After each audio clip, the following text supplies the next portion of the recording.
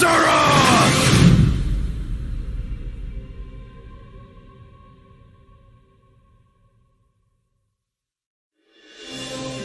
Hi everyone, I'm John Haidt, General Manager for Warcraft, and with me today are my friends Ian Hazacostas, who is the Game Director for World of Warcraft, and Holly Longdale, who leads up the production team for WoW Classic. I really appreciate you tuning in. I know we're really excited to be able to give you updates on what's happening in World of Warcraft.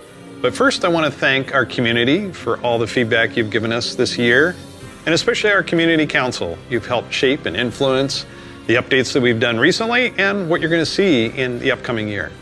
I mean, really, for Shadowlands in particular, the story of the last 9 months or so of this expansion is all about the community, and it's shaped by what we've been hearing from them and us realizing as a team that we just collectively needed to do a better job of making sure the community felt heard. And so that led us to the changes we made in 9.15, but also really re-examining some of the assumptions and foundations of World of Warcraft about things like character investment and mains versus alts, or how catch-up should work, or the appropriate role of friction in our systems. And I think 9.15 represented a step in the direction of letting players have more freedom to play World of Warcraft the way they want to play it. And we really built our Eternity's End content update from the ground up around those principles. What are some of the things that the community said that influenced your decisions for Eternity's End? Things like the method and pacing of acquisition of the Covenant Legendary item, tons of tuning, and I think every step of the way, we were listening to make sure that we were carrying forward those lessons learned in the course of 9.15 into Eternity's End and beyond. So WoW Classic came about because of the community. Yeah, they continue to help guide and support us as Classic evolves. World of Warcraft has always been about the world and the players that inhabit it.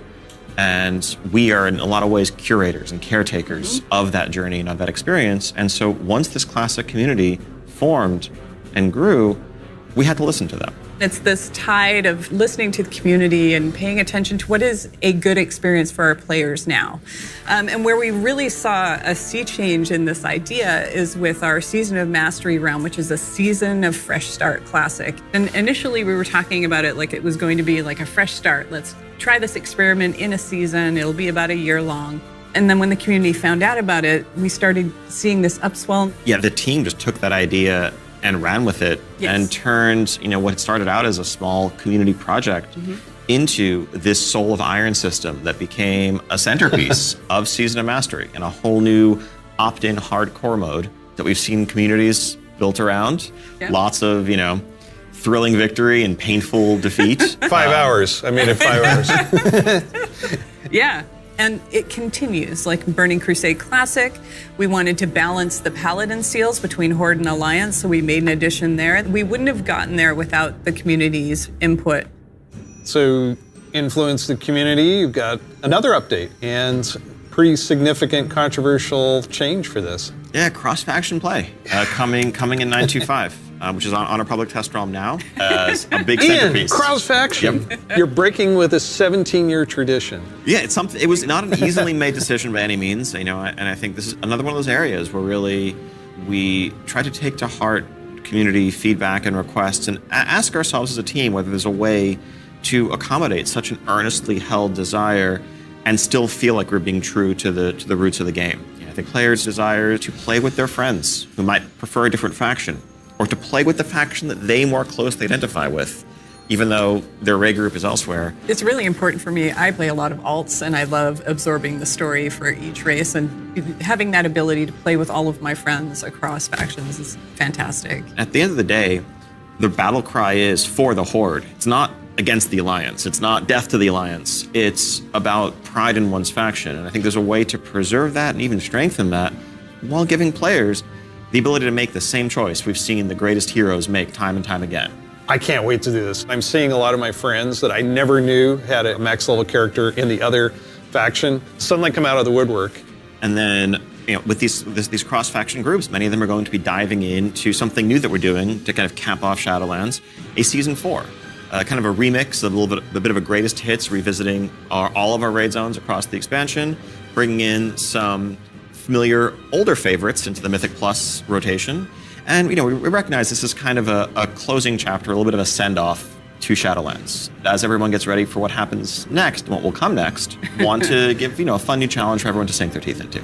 Really cool stuff for Modern WoW players. I'm super excited about the gear upgrades that you're going to give me and the chance to go back and play some of those awesome raids. There's a lot to explore. Very exciting. For our next adventure in World of Warcraft, we're going to go back to Azeroth. We're going to a space with high fantasy. I mean, our fans have asked for this for a long time. This has been kind of the foundation of much of the lore of WoW. Mm-hmm. So without further ado, let's watch the cinematic.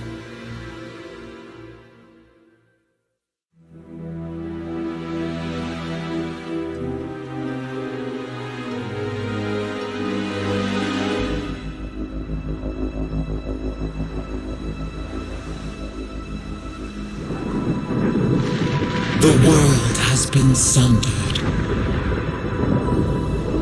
It cries out in pain. We must go to its aid. We entrust our ancestral home to you, the Watchers.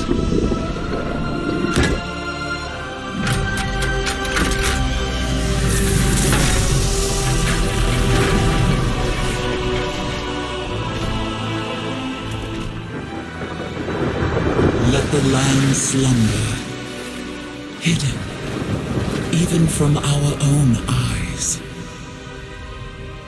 You will feel our return in the waking of the land.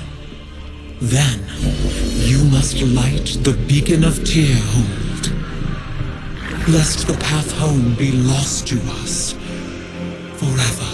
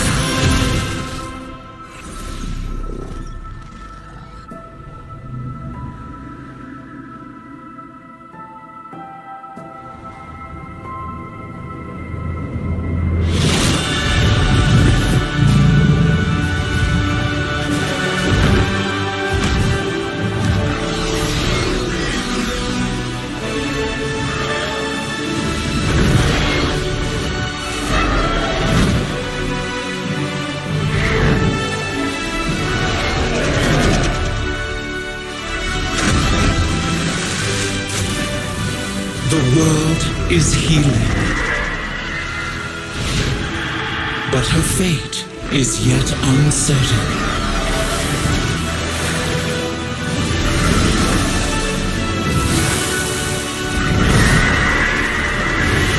Together, we shall be Azeroth's protectors once again.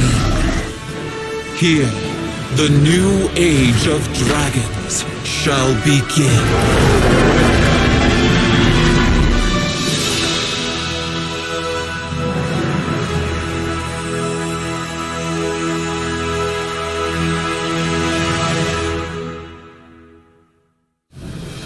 Dragons! Dragons. This is so cool. No one saw it coming. No one saw it coming. Carefully kept secret. But seriously, I mean, what did we just see there? The awakening of the Dragon Isles, the return of dragons, the dawn of a new age. Right, we've seen Rathian searching for his father's legacy, searching for the Dragon Isles. There's a reason why he hasn't been able to find them until now. The beacon going off, is that summoning the dragons? It is removing the concealment that had hidden the Dragon Isles from the world, but also beckoning the dragons back urgently in a time of need. I assume pretty good variety of locales within the Dragon Isles? Yes, the Dragon Isles, as kind of standard for WoW expansion, consist of 5 zones, 4 standard leveling zones, and a new starter zone that we'll get to in a second. Can you talk a little bit about how the team found ways to thread the dragon aspects throughout the environments? The Dragon Isles are a place that is lush and primal, bursting with elemental energy. As Azeroth herself reawakens, those primal forces are expressed throughout the environment, whether it's magma activity, volcanic activity, whether it's the icy wastes of the Azure Span, and each one of those has a connection to a dragonflight that we've seen before. And it's going to be an amazing place for players to arrive at and explore. All right, you know I'm going to ask. Yes, okay, so... Can I be a dragon? Let's start getting into some features here and what Dragonflight means for you as well as just a place. So first off, yes, we have an all-new playable race, the Drakthir race. Yeah. This is a draconic race, but dragons in Warcraft have the ability to take on a humanoid form. What classes can they be? They have unique abilities as literally a dragon. That doesn't quite fit any of our existing classes. And so what we're doing is this is not just a new race, but it's also a new class. You know, adding a new race to World of Warcraft, and not just an allied race, is something that we don't do lightly, but telling this expansion, this story, so focused around dragons, felt like the perfect time for it. So if you are a Drakthir, you will be the Evoker class. Drakthir can only be Evokers, Evokers can only be Drakthir. And the reason why only a Drakthir could be an Evoker is that an Evoker is really combining the ability to call upon the magic of the different aspects with the unique physical gifts that a Drakthir has, the ability to actually take flight and do an Onyxia-style strafing deep breath over the battlefield, land on the other side, knock everyone back with a wing buffet, and then unleash your magical abilities. Yes, please. The Evoker has 2 specializations. They're a hybrid of either ranged DPS or healer, and they wear mail armor. We figured, you know, with the new hero classes we've added over the years, we have enough melee, we don't need more of those. And also probably don't need any more leather wearers. The raid leaders are going to love you for that. Exactly. This is definitely a hero class. And so that means that, you know, like the Death Knights before them or Demon Hunters, they will be starting level 58. And then they're going to have a new starter zone. So they're going to have a slightly different journey into the Dragon Isles as opposed to the rest of us that are sailing there from other parts of Azeroth. Can you talk a little bit about the customizations? Like what is going to be able to identify my Drakthir character? Basically anything and everything. You know, skin color, hair color, jewelry, tattoos, other adornments. You can make this character the expression of your identity in Azeroth. New zone, new class, Yep. new race. Well, tell us about some of the system updates or features. So, of course, the new expansion brings with it, you know, new systems, new features. I think in recent expansions, one of the things we've tended to do is really have these deep features that were closely tied to a specific expansion that would then get left behind as we moved on. Mm-hmm. And we've heard loud and clear from players that, you know, it's kind of a bummer to start off every new expansion by leaving a large part of your character behind, by leaving a large part of your progression behind. So this time around, what we're doing is really pouring all of our energy into permanent revamps, overhauls, and improvements to World of Warcraft's core systems. Things like our progression systems, in this case, our talent system is something that we want to completely revamp. We want to take a look at our UI. We want to take a look at professions. So with the talent revamp and the arrival of Classic, did you learn anything about how our talents work? I think seeing a new generation of players play with those talents and work through those talent trees really underscored some of the things that, frankly, we lost when we shifted to the Mists of Pandaria style talents and beyond. A big piece of that was some of just the granularity, the feeling of getting a level and spending a point to customize your character to make yourself a bit better in some specific way. But also, that sense of hybridity that you could have. That's something that we've largely lost. And so the new talent system avoids directly pitting player power throughput choices directly against those sort of utility hybrid choices, because we know that there's always a right outcome there. And we also understand that there's a lot of strength in the flexibility of the modern talent system to let players customize their talents for a particular encounter or for dungeons versus PvP, and we don't want to lose any of that. So John, UI? Oh my God. Yes, I got this 30-inch monitor trying to keep track of where I am on the map, all my buffs, and over here, what's going on in chat. It has literally made my eyes go like this. So, You're not alone in that. We've made a lot of incremental changes and additions over the years, but really this is a revamp. This is an overhaul. And so we're excited to really modernize the look and feel while staying true to the origins of World of Warcraft. Now, at the same time, we're not looking to take away the sort of power user customization there. Add-ons are still there if you want them, but we want a much better default out-of-the-box experience for all players, new and old alike. and can I reduce elements, remove elements, if I want to explore the world and see the beauty of Azeroth? When it comes to specific elements, as much as possible, we want to let players choose what to show and what to hide so that they can control it themselves. You mentioned professions. I have a critical question about this. Go on. Can I wear a chef's hat? Yeah, I knew it. Our approach to professions in Dragonflight is really all about delivering on fantasy and identity as a crafter. And so if you want to be a serious blacksmith, if you want to be a great leather worker, we want to deliver the ability to invest time and energy into that, become a master crafter, be able to make items that are in demand, interact with the community.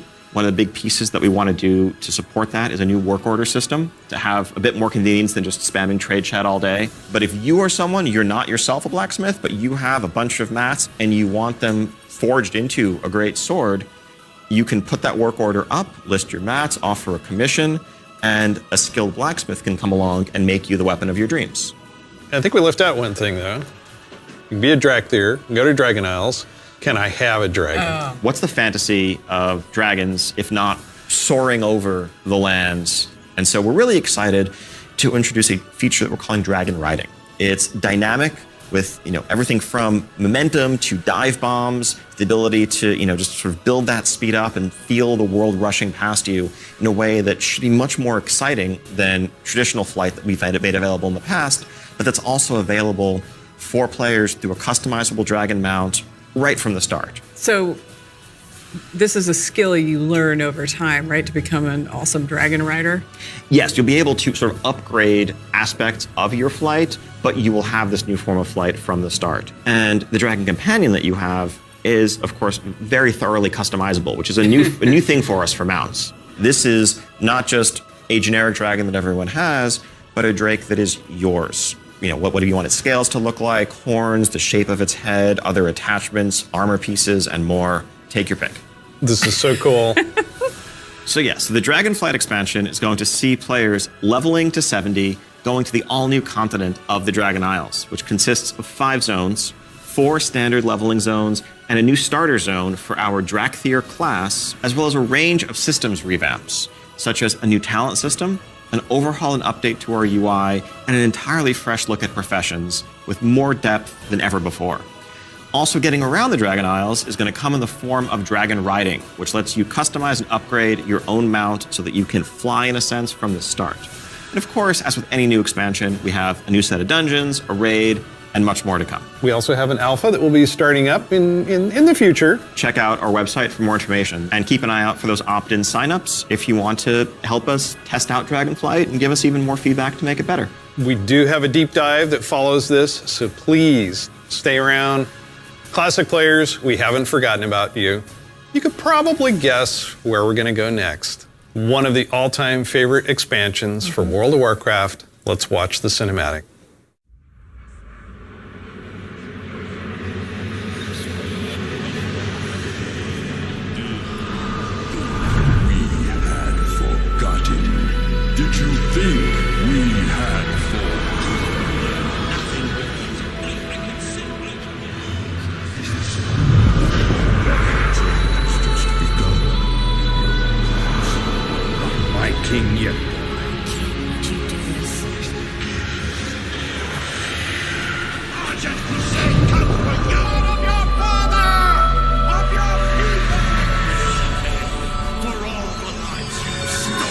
My son, the day you were born, the very forests of Lordaeron whispered the name Arthas.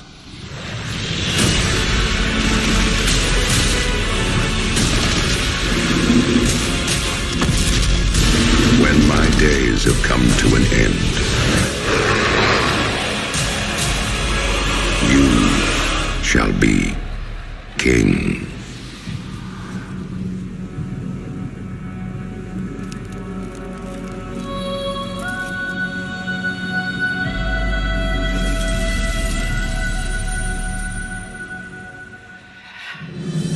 It's just incredible, isn't it? Every time I see the cinematic, I get chills. No pun intended, I get chills. As you saw, Wrath of the Lich King Classic is coming this year.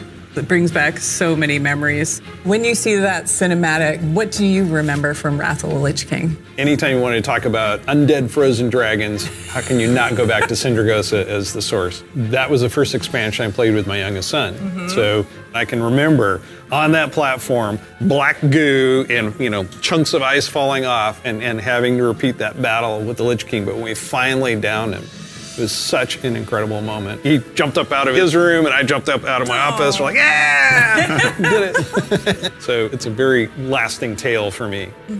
So as you know, with this expansion, you will, in pre-patch, be able to play the Death Knight. They will start at level 55. You don't have to have a high-level character to make a Death Knight, so everyone will be able to make one. We're excited to give players some time before Wrath officially launches to get geared up and ready to jump into Northrend with everybody else. And there are so many zones and areas to explore in Northrend, and I want us to talk about some of our favorites. So for me, Grizzly Hills has a very special place in my heart. The music was some of the best I've experienced in World of Warcraft. I still make my way all the way up to Storm Peaks to try and find the time-lost Protodrake and have yet to get it. I've got to say Dragonblight. The wide open nature of the zone, Wormrest Temple in the center of it, it's an unforgettable expansion as both a developer and a player and kind of making that transition from one to the other. Now let's talk about some changes. So one thing we looked at is Dungeon Finder, and it feels like how we envision Classic, Dungeon Finder is not a good fit for our community. That was kind of the first step that may have eroded some of that social fabric. Now, as people have gone through the experience of going back to vanilla, rebuilding those groups, relying on each other,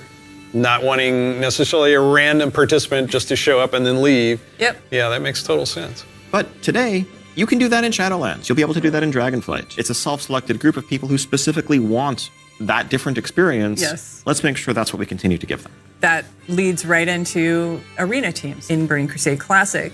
So we listen to the community and we remove that because individual rating is preferable and a better experience for them than arena teams. Also, with Wrath of the Lich King, Barbershop, which allows you to customize your character. We're going to be adding a few more options that were not existing when Wrath launched, but also there's another side of this where we are not going to charge a real money fee. It was a paid character customization fee, right? Yeah.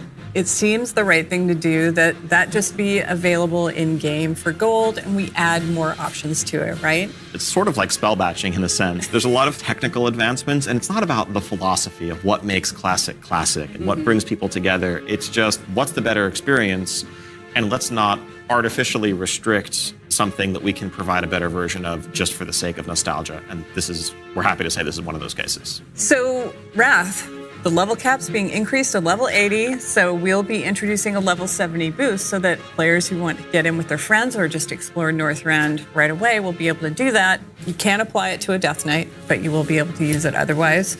And of course, we have Inscription, a whole new profession, so we're really excited about that. Yeah, and as we continue this road to Wrath, we're going to be looking to getting a lot more feedback on beta, and we'll make changes as we need to. Such an exciting time to be playing World of Warcraft. We have the return of the Wrath of the Lich King for Classic fans and taking us somewhere new with Dragonflight. We're so excited to be able to bring these adventures to you. Don't forget, there's a deep dive on Dragonflight where you're going to get a lot more information. Thank you so much for spending this time with us, and we'll see you in Azeroth. And we'll see you in Northrend. And in the Dragon Isles.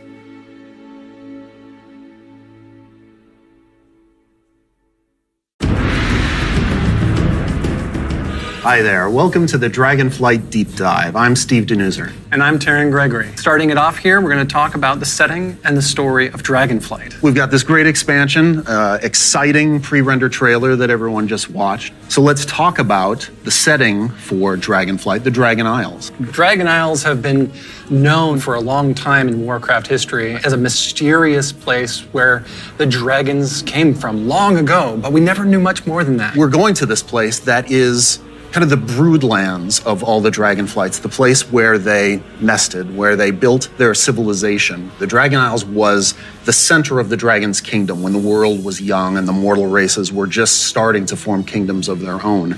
But when the Legion invaded for that War of the Ancients, that sundering that resulted from the explosion of the Well of Eternity, broke the world. Literal sundering of the continents of Azeroth. And because of the breaking of the world, that magic kind of drained away and the land went dormant. So they had to leave the Dragon Isles behind. And as we saw in the pre-render, they left behind some Titan Watchers to look over the land. And when someday they hoped that elemental energy would resurge once again and draw the dragons home and reestablish their kingdom. And that's when the message goes out to the flights and they feel it in their bones. Now it's the time for the sky to light up with the colors of the aspects once again, and for Alex Straza and the others to come home. But the land has changed a lot in all these thousands of years they've been away, and some very old threats have awakened as well.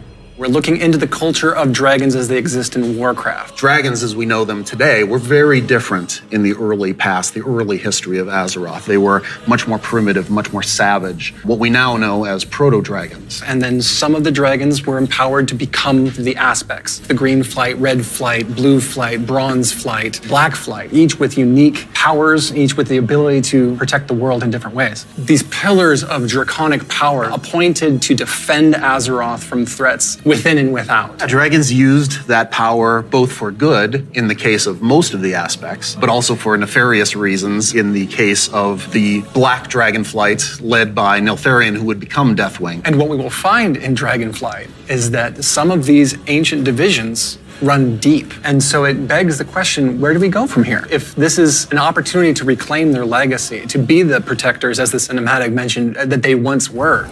To do that, they're going to need the help of our heroes, our players, to come to the Dragon Isles with them and face some of these reawakening challenges, because it's not just that this land is peacefully waiting for the dragons to return and reclaim it. There's those old enemies that have awakened as well. Yeah. One of those being a race of kind of elemental half-giants, the Jarradin. The Dragon Isles isn't just populated by dragons or just by the Jarradin. There's also many other occupants here in the Dragon Isles that have been here either just recently or for a while, including a fan favorite coming back, the Tuskar. That's going to be awesome. We've got other cultures there as well in the Dragon Isles. We're going to find out about a civilization of centaurs that predates the ones that arose on Kalimdor much later. And some of our favorite characters that we've seen over the last few expansions, such as Rathian. And whether he's ready to step up into a leadership role, or if there are other alternatives out there that would be better suited to the job of being the aspect of the Black Dragonflight. I think one thing the players are going to be really excited about this expansion is the new playable race, the Drakthir. That's right. And this is something that Neltharion, before he was Deathwing, before he went full crazy world dragon, that he put into motion. Neltharion saw those primalists that were kind of breaking away from the aspects and what they wanted. And so in those first experiments, he took the essence of dragons, their strength, their nobility, their wisdom, and he combined it with that scrappiness, that adaptability that the mortal races had. And he wanted to use that to create the ideal soldier in his mind, the Drakthir. Exploration is really one of the key themes of this expansion. We're going to be going to this ancient place that the dragons left behind long ago. So we've made these huge zones with all kinds of places to delve into and find little treasures and little secrets tucked away. It's going to be a lot of fun for players to be exploring these landscapes. And there's so much architectural history and how clearly aspirational was the kingdom of the dragons and how it lost so much. And the themes of trying to return to that, to try to find your legacy, to try to figure out who you were before everything went awry.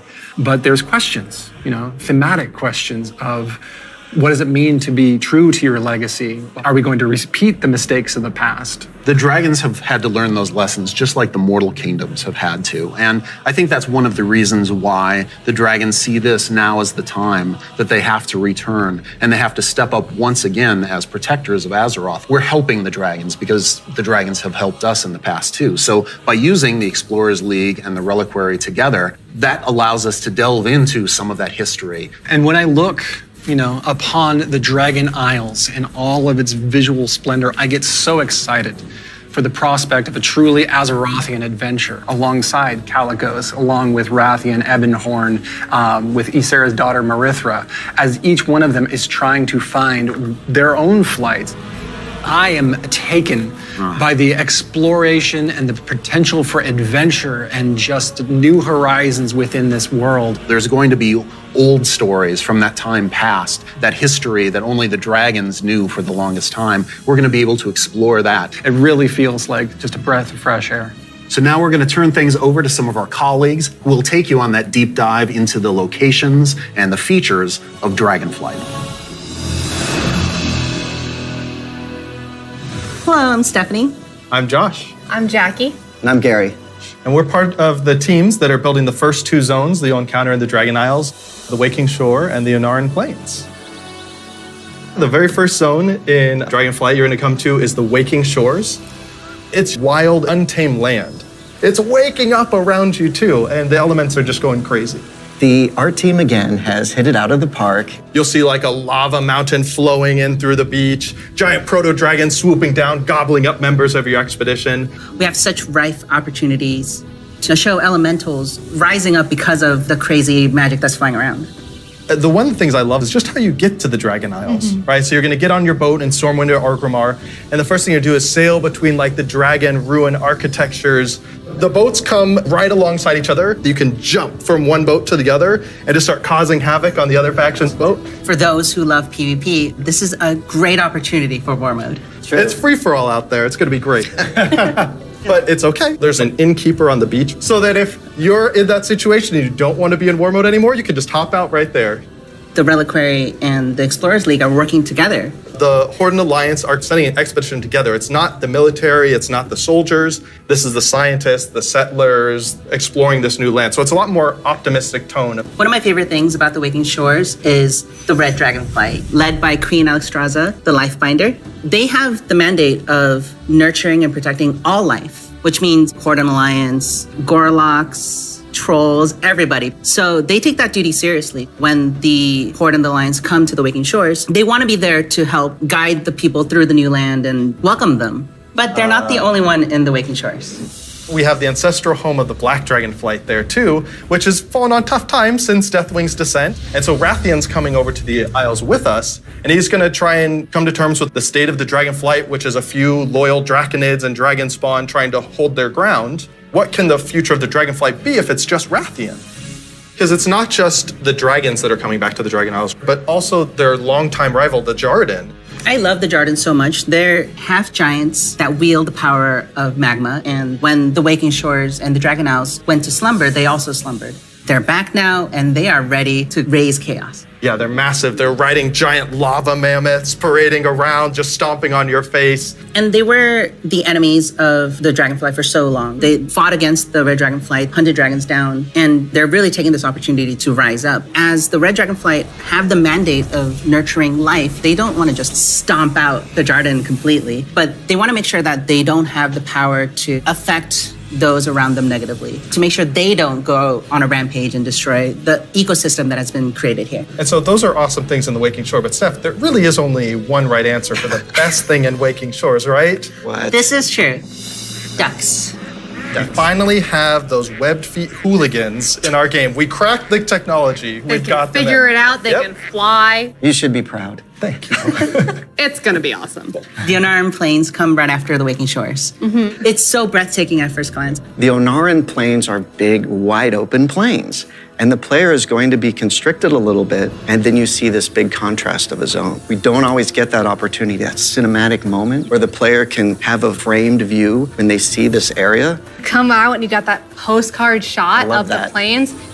And then you see this giant fire proto-dragon breathing fire, and a herd of centaur like harpoon down the proto-dragon and crash into the ground. And the first thing you get to do is go help them kill the proto-dragon. Like, how cool is that? Who is Onara? Onara is the wild god of the wind. And she's appeared before as like this big spirit eagle. She's the one who guided the centaur to the Dragon Isles many, many years ago. She blessed them, took their caravan across, and then showed them the plains. How fun at the beginning of this expansion was exploring the culture of the centaur. The centaur are these mighty, awesome hunters that back when they first came to the Dragon Isles, they fought the green dragons all day long. Eventually, they realized that we're strong, you're strong. Maybe we should stop decimating each other's people. We'll make peace, we'll make an agreement. You guys hang out in the groves, and the centaur will hang out in the plains. But now, the dragons have been gone for 10,000 years. And the centaur have come so far since then. And they've been here, and they've been existing and developing their culture. They all came over as one clan led by the mighty Maruk and Tira, and they founded a new life here. So if you want to get across, you have to follow their rules and their traditions. You have to earn their trust. You are the first outsiders to come in generations upon generations. The centaur might rule the open plains, but the green dragons make their home in the groves. And those groves are absolutely gorgeous. And how great a job it is that we have where I can take all of this beautiful artwork and build these beautiful fantasy groves, high fantasy. We want to do lots of things with an open plain, and we want to be creative with them. But we're restraining ourselves by letting the zone sing, letting the horizon tell the story. We certainly couldn't have done that in the vanilla WoW. No, definitely not. The zones are so big, and you can see so far, especially in Onaran Plains. So we talked to the engineers, and we actually increased that distance. It spurs you on to want to adventure and look through the zone and explore everything. The interesting thing for me is we have all these conflicts with the dragonflights. There's missing dragons, there's battles, there's so much crazy stuff happening, but that's not really all we're doing. There's so much extra fun activities for people to do. And the greatest thing is that you need to figure out exactly what's going on and help solve all the problems that are just sprouting up everywhere. We're just really excited to tell a story that's grounded in Azeroth and exploration. There's so much more to talk about. But now we're going to have some folks talking about the next two zones that players are going to experience in the Dragon Isles.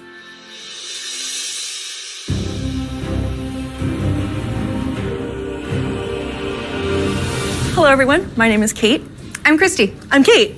I'm Sean. We're going to talk today about Thaldraszus and the Azure Span. So Azure Span is going to be the third zone that players adventure through, and it's one of our biggest zones that we've done in the Dragonflight, maybe even to date. We knew it was going to be like the largest visual elevation change, and it really started with this great concept art. When we first were taking a look at the design, we kept coming back to one of our favorite Wrath zones, which was Grizzly Hills. And we really wanted to take that, but wowify it more. And I don't know if you've ever been up to the Bay Area, but in the morning, that coastal fog comes in and dips down into the redwoods and that sun shines through. That's really what we wanted to encapsulate with this forest. And not only we have redwoods, but we've got all different types of trees. Eventually, it'll break open into this wide open tundra that's just golden and red, and you'll reach up to another level of elevation where you get to see the snow. The majority of the zone is covered in snow and ice. We have giant frozen waterfalls, ice rivers as far as the eye can see. And Sean, I know in the forest, we can expect our first creatures. We have a small group that lives there called the Gnolls. These gnolls are all throughout the forest and Azure Span. They've made this their home. Some gnolls with strange magic that we're going to find out what exactly that's about. Snow gnolls, or as I call them, the snolls, up in the winter area. And then some regular gnolls that are just going to be around the forest area. So then we go into the big open tundra where we meet our second group, the Tuskar. It's going to be really neat to explore their culture a lot more. And those kids are adorable. I absolutely love the Tuskar. Honestly, all my downtime's probably just me hanging out with the Tuskar. So it's been a little while since we've seen them. We remember the Tuskar from Wrath of the Lich King. They're also getting a nice, cool up-res for their models, along with expanding their culture. So there are going to be male Tuskar, female Tuskar, Tuskar kids. So we're going to fight alongside them, which includes help from a certain group of dragons, the blue dragons. We're going to follow the story of Kalagos, our blue dragon buddy from the Kirin Tor, and he's going to be adventuring into Sindragos's archives. It's a giant zone. There's a lot of surprises. When we're done there, we head over to Aldraz's. It's really incredible because you will be going through some of the previous zones and seeing a lot of ruins for the dragon buildings. But when you get to Thaldrazis, everything is perfectly intact. It's beautiful. It's pristine. It is the seat of power for all 5 dragon flights and home of the dragons.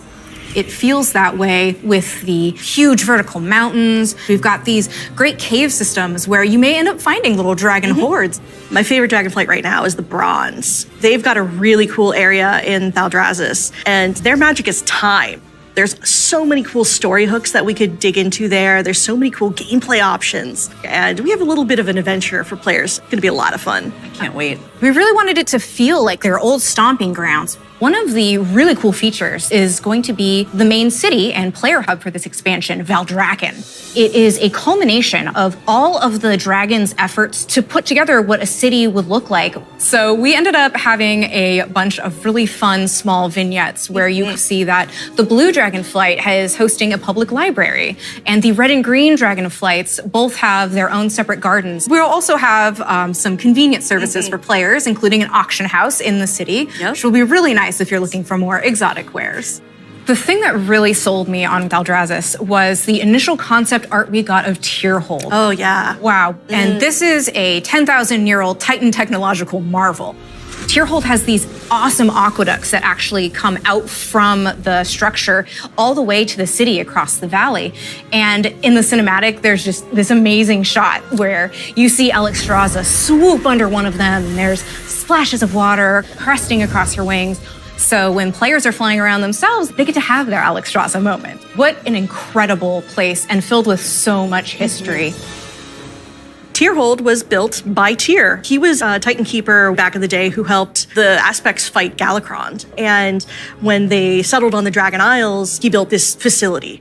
And even though Tyr's gone, the dragons have held him in reverence. But that was 10,000 years ago, and they've let the Titans maintain the place. An incredible amount of history has happened since then. Lights have been nearly wiped out. There have been invasions, betrayals. Aspects have died. And these are the kind of things that leave marks on a society. So now they're all back here, and they're all here together. As we were designing the zone and the city itself, we're trying to figure out, how do we tell those stories at the same time as making sure that this is a really convenient place for players to go and, go shopping, as they tend to do. So much adventuring happening on the Dragon Isles. It's so cool. As a player, you probably don't have your own dragon wings. You are going to learn the art of dragon riding. It's so vertical, and I'm just excited to dive off the tops of towers and swoop under things. It's actually one of the things that we're about to learn about next. Hi, I'm Jake. I'm Andy. I'm Kali. And I'm Graham. And I'm really excited to talk to you guys today about the Dracthyr Evoker, our new race and class coming in Dragonflight. We're here to talk about not only the Evoker, but also dragon riding, which is our exciting expression into the exploration of the Dragon Isles. We knew with a dragon-themed expansion, we wanted to let you play a dragon. Not a big dragon, Alexstrasza size. That'd be tough to fit into raids. I'm sorry, Jake. Okay. I know. It's fine. But a draconic humanoid. So the Dracthyr, created by Neltharion. And like our other hero classes, you get to choose if you want to start on the Horde or Alliance side on character creation. So let's talk a little bit about the Evoker, the class they can be. What's unique about it is because the Dracthyr are created by an aspect, they have the ability to wield the magic of all 5 dragon flights. So Evokers can take advantage of red magic and blue magic and bronze magic. And to show that, we created a visual, what we call a prismatic effect. This prismatic effect is basically the coalescence of all their energy as they channel it into whatever spell that they're going to cast. You have a red magic spell called Pyre. So when you shoot it out of your mouth, it twirls in the air with all 5 of the Dragonflight's magic as it turns into the red spell before landing on your enemies and exploding and hopefully burning them. I'll take that one. Getting that vibe across that they use all 5 was really important to us, but we did want to make sure that each specialization focused on 2, because casting 5 different colors gets a bit messy. So their damage dealer specialization, their first of 2, Devastation, mostly focuses on red and blue magic. Red being very fast and explosive, burning everything with Pyre. whereas blue is more focused and overwhelming. You can shoot a beam of energy out of your mouth to disintegrate one single enemy in front of you. There's a healer spec called Preservation. The healer spec is going to focus mostly on your green and your bronze magic. So your green is going to be evocative of the Emerald Dream, your growth and your nurturing spells. And then you have your bronze magic, which is going to be more timey-wimey. So you get to heal a wound faster. So in addition to the visuals and the animation, which all make you feel very powerful, we really wanted the player to have a physical connection to the cast. We have a new type of spell called Empower, where when you actually hold down the button on your keyboard, it charges up the spell. The longer you charge it up, it might do more damage or hit more targets depending on the spell, but it gives you this really physical connection and control that's new for World of Warcraft, and I think is feeling really, really good. We have some great animations. Thank you, Andy. Your team. Love it, Andy. You feel physical when you're casting your spells. You can actually fly around the battlefield and cast while you're flying. Raining fire and death from above. It's great. In addition to the gameplay, though, another part of feeling draconic is looking like a dragon. Well, we talk about dragons breathing fire, but you know what's actually fire? What's actually These fire? customizations. Oh my goodness. But no, they're really, really They're cool. awesome. Because you have both your draconic form and your humanoid form. And the customization options for both of them are amazing. They're very good. What about color? Just tell me you tell can us about the change color. You can do a lot of matching. So your visage form can have scales that are the same color as your Drakthir form. But my favorite, super favorite part of customization for the visage form, hair. Yeah. Because I can actually do this in game. Yeah. The tech is here. We finally did it. As players make their way through each of the areas of the Dragon Isles, they'll partner up with the Dragonflights to move through the air as they've never done before. You'll notice I did not say flying, because flight has a very specific meaning for World of Warcraft. Yeah, it does. And we're talking about something new called dragon riding. And as the players are honing their dragon riding skills, they're going to get to see all new animations that go along with the different look and feel of the drakes. We're aiming to shake up movement with this new system, providing players with a deeper immersion with forces like momentum and gravity. We knew that for Dragonflight, we were going to have the opportunity to show players a whole new set of Dragon Isle drakes, completely unique from all the other things they've seen in World of Warcraft. And so we wanted to come up with a movement system that would add that sense of physics, weight, and gravity, like you were mentioning. We knew it was going to take a huge team effort, not just animation, but it was going to take effects. It was going to take the engineering team, who we rely on heavily, and that combined with some new animations really helps to lend that feeling of physics as you move through the air in ways that you haven't before. And the icing on the cake is going to be some really cool effects that we've added on top of all of that. So for example, when you start hitting, maximum velocity, you're going to see contrails coming off the edges of the wings. And then as you do your rolls and spirals, you build up more and more speed. There's going to be some screen effects on the display to indicate that you're reaching maximum velocity, which really adds to the overall kind of immersion and sense of reality. As players make their way through the Dragon Isles, they'll discover new cosmetic options to fine-tune their Dragon Isle Drake's appearances. Things like snoots, horns, tails, elusive Dragon Isle Drake armor, and more. Can I have spikes? Definitely. Okay. We want to provide players with all new skills to play with, as those who can use their momentum well can reach higher and higher heights and bring on new, more difficult challenges. We just have so many new, gorgeous options to choose from, and I'm just so excited for all of them. I'm excited for the whole thing. I mean, it's been a lot of fun to work on, but I can't wait to actually get in the game, play it with you guys. I can't wait. I can't wait to fly around Dragon Isles. It's going to be great. Next up, you're going to hear about the talent revamp and the UI changes coming in Dragonflight.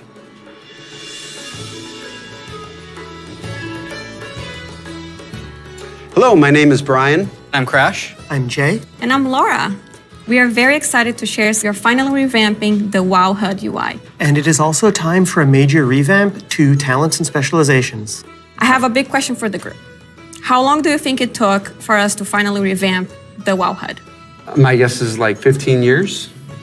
Close, 18 years. 18 years. Wow. You know, technology has changed a lot since we made the UI back in 2004. Now you have like bigger monitors, and we have better dev tools to work with. So it makes sense to have the revamp right now. Also, if you look at the game today, the art evolved beautifully over the years. And if you look at the HUD looks like it got frozen time. So when we approached this, we wanted to create a layout experience that players could customize, move things around, adjust it to fit their needs. Add-ons today, they do a lot for player customization. The downside is that not everybody uses them. It's about time that everybody has the opportunity to use them, that they become a part of the base UI. Yeah, and we are working very closely with our user research team to make sure we are hitting the goals that our player needs. It allowed us to add new functionality, to improve accessibility in a lot of areas, and on top of that, we are going to be improving the art. Yeah, so the art update, it's a big part of this project. The UI that we have today has a lot of charm and personality, and players have been using that for 18 years. So with that in mind, we want to respect the players who really like the current UI, but do a modern take to it, removing the clutter and giving more visibility for your gameplay. So the new minimap, it looks bigger, and the health bar is also much bigger. If you look at the action bars and the bottom menus, they have less head frames, and you can really open up your gameplay, so you don't have a lot of your UI in front of you. And of course, we want to find iconic pieces from the current HUD, but we want to bring it back in a nice way. So we for sure updating the Griffins. They look so nice now. And the Horde, don't worry, we got you.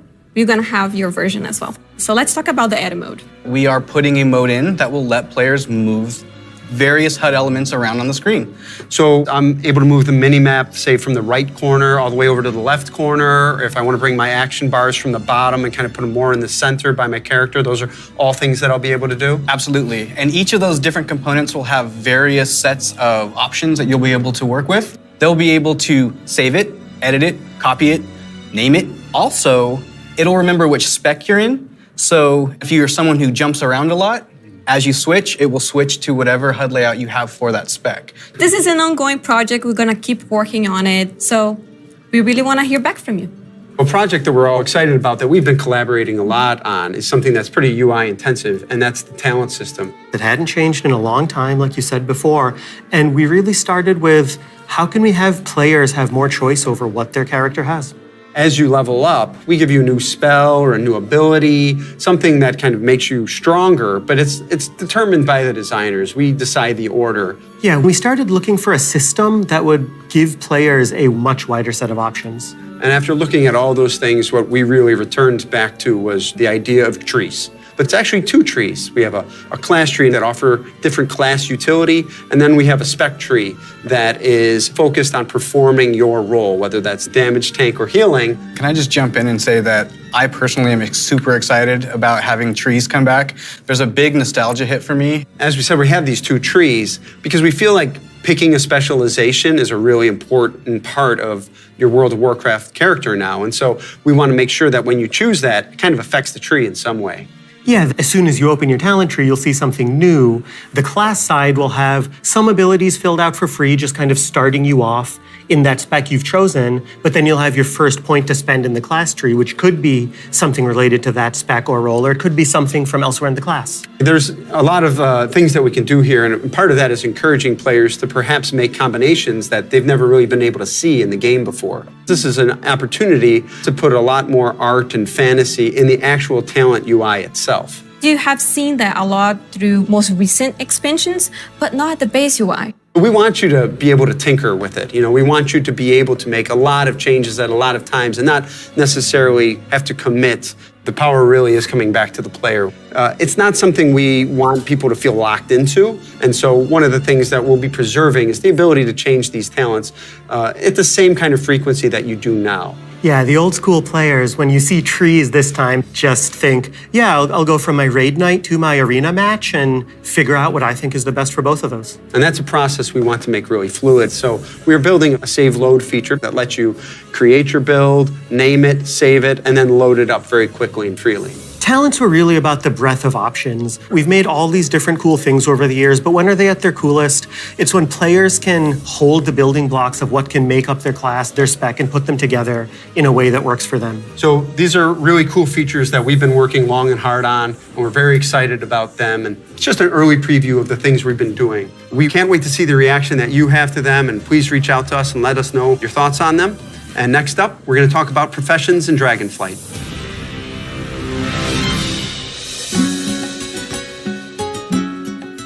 Hi, I'm Joanna. And I'm Eric, and we're going to talk about our plans for professions in Dragonflight. Professions have been a staple of World of Warcraft forever, and they've seen lots of really cool incremental updates over their life. But for Dragonflight, we want to do something a bit different. We really want to rethink professions and figure out how to make them part of your identity as a player, if that's what you want. We really want to make sure that professions feel fun and relevant across all levels of gameplay. That brings us to our first update, something that we're calling crafting orders. If you want to have something crafted for you, but you don't have the skill or the right profession to do it for yourself, you can have it crafted through a crafting order. You can basically browse any of the recipes that can be crafted, pick the one you want for yourself, and then you include some or all of the reagents needed for the recipe, including ones that only you can get your hands on. You can find someone in person to do it right in front of you for you. Or you can also go to an NPC and using an auction house-like interface, send the order out. If you're doing this, you can pick, do you want to send the order to anyone, sort of a public order, or do you want to only send it to your guild or to a specific other player? Maybe it's a friend who you know will be able to craft the item really well for you. If you are really dedicated to your craft, you're going to be the best at what you do. One of the coolest things about this is the item you had crafted can also be soul-bound. In the past, you could only get your hands on crafted soul-bound items by having that profession yourself. Now anyone can have them crafted for them, which is really neat and really expands the number of items that we can provide that are really powerful because everyone can have them crafted through the crafting order system. This is also really cool because it means as a crafter, you can start building your client base. People are going to come back to you to get certain items. Maybe you're the best at making it, or you always throw in a little something extra. You're also going to be leveling up your profession. It's going to be really great. So the first time you go to craft, you're going to notice a lot of different things, but probably the biggest is the introduction of quality, both to your crafted items and your gathered reagents. Quality works in a pretty simple way. If you craft something that's a higher quality, it's just going to be better. For a piece of gear, that probably means a higher item level. If it's, for instance, a potion, that might mean a more powerful effect at a higher quality. And we're doing a lot of new things in the UI. We've put a lot of work into it to make sure that the professions feel really special and unique. And another thing you might notice in the crafting UI that's new is the introduction of stats specifically to your professions, both crafting and gathering. And this is another sort of major input into quality. Probably the biggest source of your ability to craft items at a higher quality is through crafting specializations. We've had crafting specializations in the past, as far back as original World of Warcraft. With Dragonflight, you can go out and earn specialization points in a whole bunch of different ways. So maybe you find an old book on a bookshelf in a ruin somewhere, or a hermit in a cave who can teach you a little bit about your profession. So let's say you're a blacksmith. You might decide that first you want to become an armor smith. And the more points you spend in armor smithing, the better you're going to get at crafting all armor. This also means that if you specialize one way, other people in your guild may specialize in a completely different path. So this means that your guild could have several top blacksmiths and everybody is providing something unique and valuable to the team, which is really cool. Now that reminds me of another update. We're actually adding crafting tables to all the different crafting professions. We're going to take those and we're going to put them all in the main city of Valdrakken. And you're going to go in there and you're going to get to see all the different players crafting their items at their cool crafting tables. Yeah, it means you're going to walk into the city and you're going to see like all these alchemists huddled over here, and you're going to see all these blacksmiths over by the forge. There will be other players filling orders or grabbing orders. It's going to be a whole new crafting area that's going to make you feel really part of the world. It just seems like a much more lively area than it has in the past. What I'm most excited about, though, is the gear. We're introducing new types of gear for every profession, and when you go to, say, mine a node, you're actually going to just switch into that gear. It's going to be really great. You're not going to have to carry that stuff around in your backpack anymore. There's actually going to be dedicated slots for each of your pieces of gear. But I'm a numbers guy. I love progressing. All pieces of profession gear will have those special stats that we mentioned before on them. And as you get your hands on better versions of the gear, it's really going to help you get better at your profession. I can't wait. Thank you for tuning in to the Dragonflight Deep Dive. You've heard a lot about the content and changes coming in Dragonflight, and we've got a lot more in store for you in the coming months. Until then, we'll see you in Azeroth.